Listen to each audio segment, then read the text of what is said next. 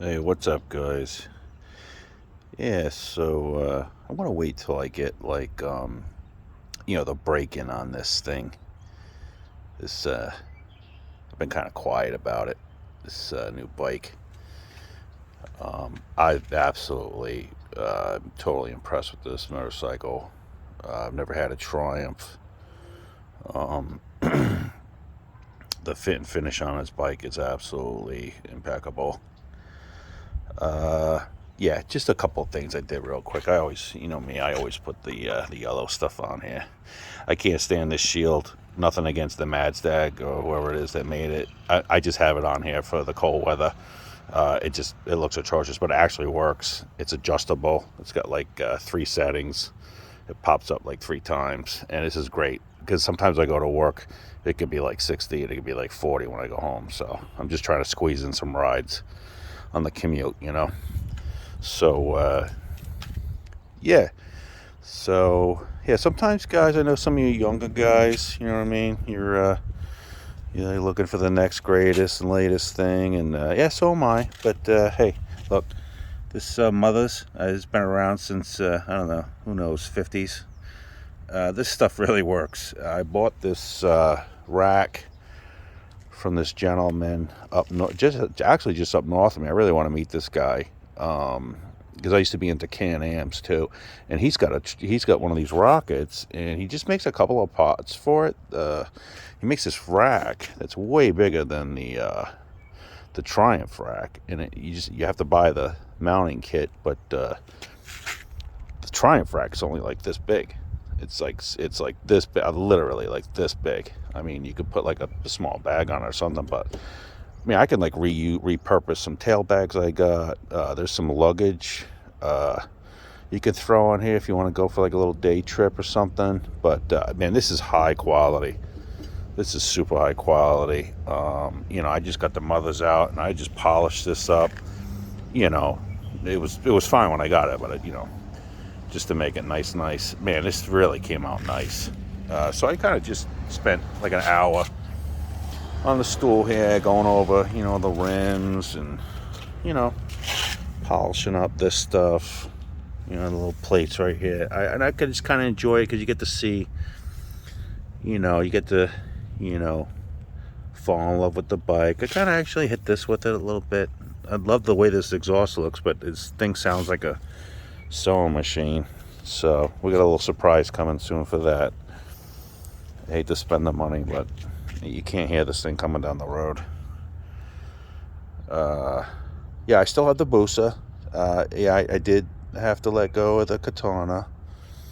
Um, it was a sad day, but this is kind of. I really like this bike. It's so comfortable to ride, and I'm telling you what, the torque on this thing, like I really appreciate how it's like they made this bike for me, man. I had to get used to this forward peg position.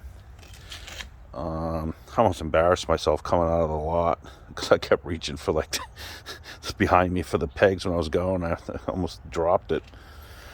Yeah, it's not as heavy as it looks. This is a big looking bike.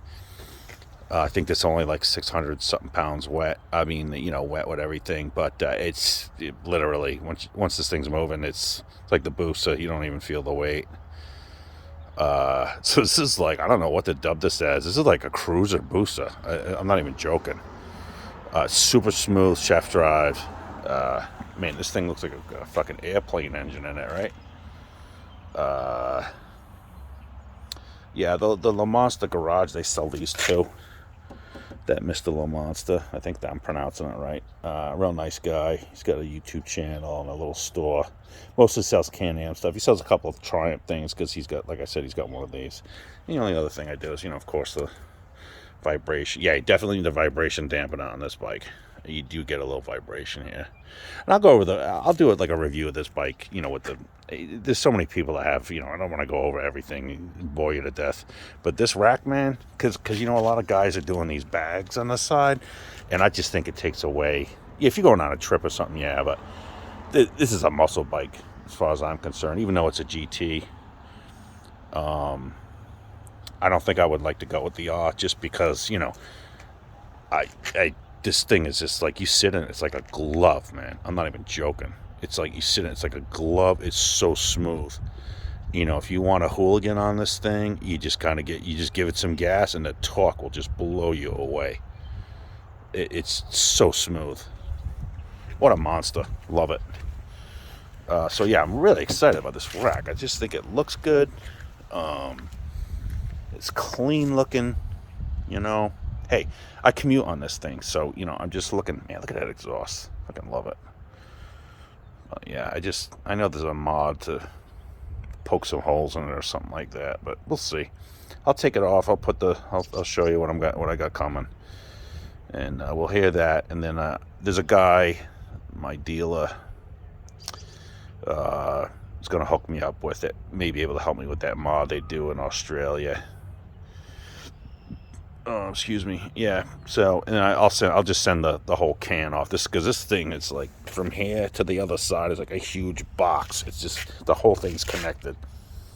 So yeah, so this thing shined up nice. I even put some of that aluminum polish. I did this. This had some marks on it when I got it.